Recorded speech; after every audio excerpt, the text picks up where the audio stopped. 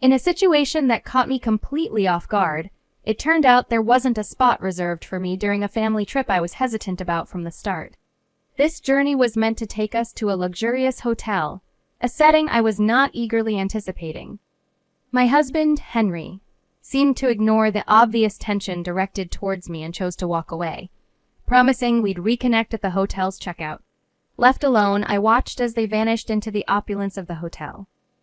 My name is Olivia, and this year marked my 32nd birthday. I'm a stay-at-home mom, sharing my life with Henry, my mother-in-law Sophia, and my 5-year-old son, Jack. Henry and I first crossed paths on a blind date 5 years back, leading us to tie the knot and enjoy what appeared to be a loving and dispute-free life, at least in the eyes of our neighbors. Our bliss was further solidified 4 years into our marriage with the birth of our son, Jack. Despite his busy schedule, Henry was a hands-on dad, contributing significantly to childcare, leaving me with no real grievances. Our household dynamics took a hit about 3 months ago following the death of my father-in-law, necessitating Sophia's move into our home. It had been ages since I last saw her, with our only encounters being at our wedding and a visit to announce our engagement. Unfortunately, my initial impressions of Sophia were far from favorable, in stark contrast to the warmth and kindness shown by my father-in-law. Sophia's skepticism about my suitability as Henry's wife was palpable, questioning his choice in me and predicting a future filled with challenges. Despite Henry's efforts to win her over, her disapproving gaze lingered. Eventually, she conceded, influenced by her husband and Henry, though her upfront criticisms in my presence were hard to forget and remain a point of contention to this day. Feeling a bit anxious about how things would pan out, I decided to adopt a positive attitude and do my best to get along with Sophia once she moved in with us. When she arrived, along with her things, I jumped in to help with the unpacking. Sophia was surprisingly sweet with Jack, who had just turned 5, showering him with attention while Henry and I sorted through her belongings. I took charge of organizing the smaller items while Henry handled the heavier lifting. The process was pretty smooth, and before I knew it, only a few bits and pieces were left for me to arrange. During the unpacking, I placed a fake plant in a spot I thought would brighten up the room. However, Sophia questioned my choice, suggesting a different location. Her tone felt a bit harsh, but I brushed it off, thinking maybe she just had a strong opinion about room aesthetics. I moved the plant without arguing, hoping to keep the peace. Meanwhile, Sophia spent some time with Jack and then turned her attention to the TV, leaving me to juggle watching Jack and finishing up the unpacking. Henry was taking a well-deserved break after all the heavy lifting, so I didn't want to disturb him. I wrapped up with a mix of emotions, trying to convince myself that Sophia was just adjusting to her new surroundings, which helped me set aside my growing irritation. However, Sophia's critiques became a daily occurrence. One morning, after getting up early to prepare breakfast for everyone, I decided to take a short break. That's when Sophia commented on the state of the house, urging me to clean instead of resting. Her relentless criticism, combined with her absence during the day and lack of contribution, started to wear me down mentally. I eventually brought up my concerns to Henry, hoping for some support, but his response was disappointing. He suggested I should be more understanding, considering the recent loss of his father. His lack of intervention left me feeling helpless and alone. My nights ended with me lying in bed, overwhelmed and on the brink of tears, thinking about my situation. On one such night, Jack's cries broke the silence, but my exhaustion made it difficult to get up immediately. That's when Sophia burst into my room, berating me for not tending to my son right away, accusing me of neglecting my responsibilities as a mother. Her words stung, but wanting to avoid further conflict, I silently got up and went to comfort Jack, carrying the weight of the day's tensions with me. That night, sleep evaded me entirely. With Henry having the day off, I mulled over what special dish to prepare for lunch, wanting to make something delightful for everyone. As I was considering my options, Sophia began to get lunch ready. When she laid out the meals, it became apparent that a plate was missing mine. I've prepared food for Henry, who works tirelessly, and my beloved grandson. Naturally, there's nothing for you. You'll have to fend for yourself, she declared. This left me feeling utterly humiliated. It dawned on me then her actions weren't just harsh admonitions. They were deliberate acts of bullying, a realization that hit me hard. I had always tried to see Sophia's behavior as tough love, thinking maybe she was pushing me to be a better partner for Henry. Without this perspective, I felt like I would crumble under the pressure. Unable to retort and feeling increasingly isolated, I poured my heart out to a childhood friend after dropping Jack off at daycare. "This is outright bullying. How are you managing to cope?" she asked, concern lacing her voice. Sharing the ordeal with her, I found myself breaking down, unable to hold back tears any longer. My friend's support was unwavering. "You're stronger than you realize, and you'll get through this. Let's think of a plan," she encouraged, giving me a glimmer of hope. Though our conversation was brief, it lifted a weight off my shoulders. Following her advice, I decided to discreetly record the daily goings-on at home. I picked up an affordable recorder on my way back from picking up Jack and set it up in a hidden spot at home. Amidst my cleaning spree, I stumbled upon a piece of paper that had slipped out of one of Sophia's drawers. It was a personal loan agreement with a staggering sum of $20,000. Shocked, but realizing its potential significance, I pocketed the document. Later that evening, with Sophia back and Henry returning just in time for dinner, we sat down to the usual setting Sophia's complaints. Out of the blue, she mentioned a discount coupon for a luxurious spa hotel she had received from a friend, clearly hinting she wanted to use it.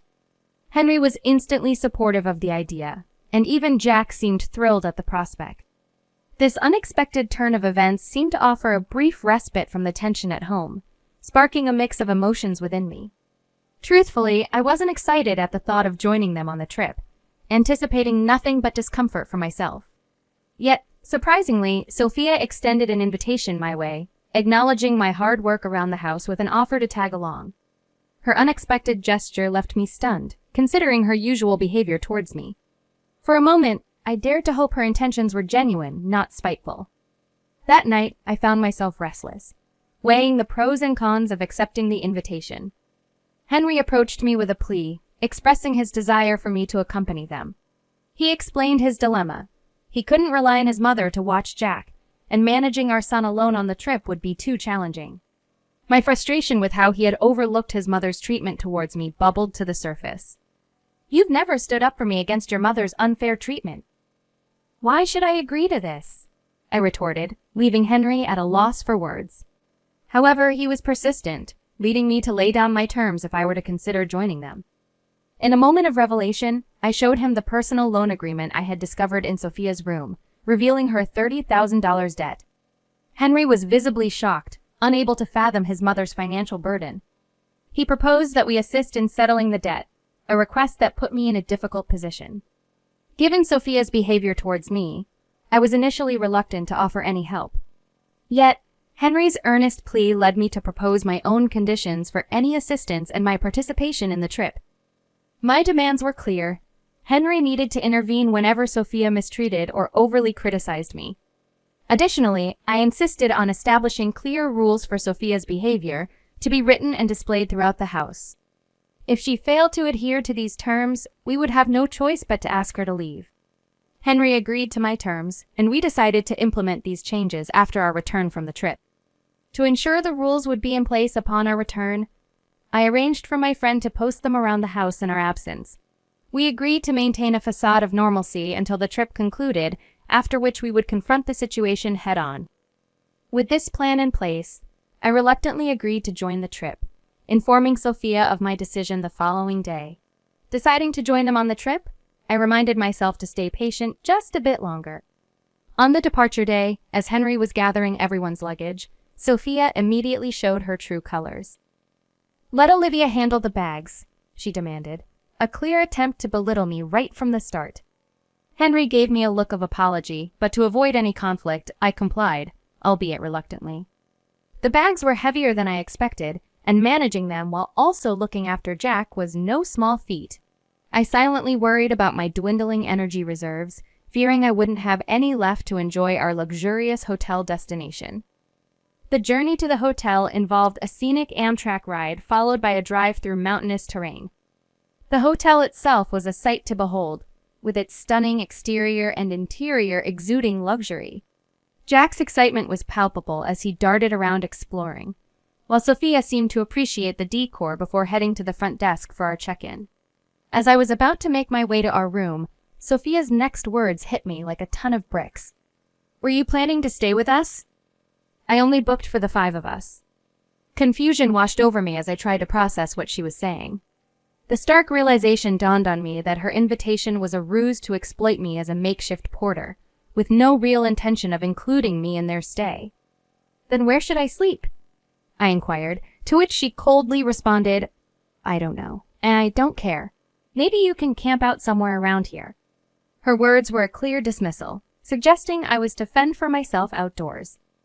Her cruelty left me seething with anger, but before I could confront her, she and my family vanished into the hotel, leaving me stranded in the lobby. Feeling utterly defeated, I exited the hotel, overwhelmed by the situation. Henry's feeble apology via message did nothing to console me. By noon, I found myself alone, grabbing lunch at a nearby cafe and eventually seeking refuge in an open field, hoping to find solace under the night sky. Just as I settled down, my phone rang.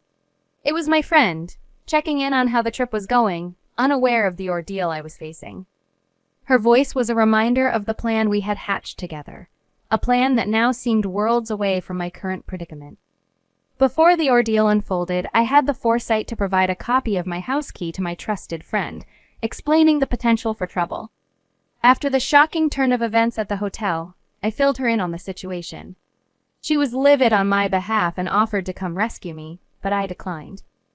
I knew that leaving would only play into Sophia's hands, something I wasn't willing to let happen. The uncertainty of her future actions weighed heavily on me, prompting a call to a lawyer for advice. I shared my evidence of emotional abuse, considering legal action against her. Although the outcome was contingent on proving premeditation, I was reassured by my lawyer that my evidence was substantial enough to pursue a case. Exhausted mentally and physically, I found solace lying in the grass under the night sky, letting the cool breeze envelop me as I contemplated my next step. The following morning, I reunited with my family and Sophia just in time for checkout. Sophia's immediate jabs about my presumed night outdoors were halted by Henry's intervention, though she swiftly sidestepped to other topics. It was clear Henry had communicated the extremity of her actions to her. Upon our return home, Sophia's outrage was palpable as she encountered the posted rules around the house. Her anger quickly shifted to shock as Henry presented the loan agreement, her complexion turning from red to pale as her secret was laid bare. Under pressure, she confessed to squandering her late husband's life insurance and accumulating debt thereafter. Henry and I stood firm on the consequences we had discussed. Facing eviction and legal action, Sophia listened to the recorded proof of her behavior, her defiance turning to desperation. She pleaded for mercy, promising to adhere to the new house rules and change her ways. Her earnest apology and willingness to reform took me by surprise. It was a moment of vindication, seeing her so humbled and eager to make amends. Reluctantly, I agreed to give her a chance, under the condition that she truly abide by the rules and curtail her aggressive behavior. Her gratitude was palpable, and for the first time, I felt a glimmer of hope for a more peaceful coexistence. Just when I thought we had turned a corner, my legs gave way, and I collapsed to the floor. Henry quickly helped me into a chair before turning his frustration towards his mother, his voice laden with disappointment and disbelief. It seemed the revelation of the debt had eroded his respect and trust in her. The thought of being sternly reprimanded by her own son was something Sophia had probably never anticipated, and her frantic apologies reflected her shock. After the confrontation, she spent the day in silence, her gaze lost to the sky, signaling a seismic shift in the household dynamics. The following morning, I stuck to my routine, getting up early to prepare breakfast. Despite the recent upheaval, Sophia slipped into old habits, throwing a barbed comment my way. However, this time, Henry immediately countered her with a firm reminder of their recent discussion, leaving her speechless and retreating to the sofa. I couldn't help but stifle a chuckle at the scene, but focused back on breakfast. Henry's guilt over not defending me sooner was apparent, and his struggle against the woman who raised him was palpable. Yet, I knew his heart was in the right place, and I couldn't fault him for the complexities of his feelings. His heartfelt apology later on, accompanied by tears, reassured me of his support. Over time, Sophia's demeanor towards me softened. While she still made occasional critiques, the underlying hostility seemed to fade. This newfound peace allowed me to breathe easier, fostering a healthier mental state. To manage the debt repayment of $700 a month, Henry and I teamed up, with me taking on a part-time job to contribute financially. Despite her past actions, Sophia took on the responsibility of Jack's daycare runs commendably, earning back some trust. To prevent any further financial missteps, Henry took control of managing her finances. Our family dynamic evolved gradually, inching towards a semblance of harmony. The ordeal taught me a valuable lesson about the complex interplay of love, family, and the challenges of living with a difficult in-law. I had once considered separation as an escape from the harsh criticism and unbearable treatment, but the discovery of the IOU became a catalyst for change, offering a chance to mend fences and strengthen our family unit. Perhaps there was a touch of luck in how things unfolded, but it also underscored the power of resilience and forgiveness in overcoming adversity. Reflecting on everything I've been through, my heart is full of gratitude for my friend's unwavering support. Her listening ear and encouraging words were a beacon of light in my darkest times. Without her, I'm certain the weight of my struggles would have overwhelmed me, possibly leading to a mental breakdown. It's a friendship I vow to treasure deeply. Recalling the hardships fills me with a mix of emotions. Tears well up as I acknowledge the effort I've put into keeping my family afloat. Despite battling depression and lacking the drive to handle daily chores, I persevered. Ensuring my family had a decent life, especially striving to shield my son from any hardship, brings a sense of pride and accomplishment that warms my heart. Forgiving Sophia may be beyond my capacity, but she remains my mother-in-law, and I've chosen to treat her with kindness. Time has a way of softening the sharpest edges of our conflicts. Since those challenging days, years have passed. My son has blossomed, eagerly stepping into his preschool years. We're on the cusp of paying off the debts and are exploring the possibility of moving to a new home, marking a fresh start for our family. Sophia has gradually begun to assist me, easing the once tense atmosphere in our home. My bond with Henry has grown stronger, enriched by our experiences and mutual understanding. We're even contemplating the joy of welcoming another child into our lives. Our family stands on solid ground now, a testament to resilience, love, and the quiet strength that comes from facing life's trials head-on. I'm committed to continuing my efforts, nurturing this stability, and fostering a loving environment for my family.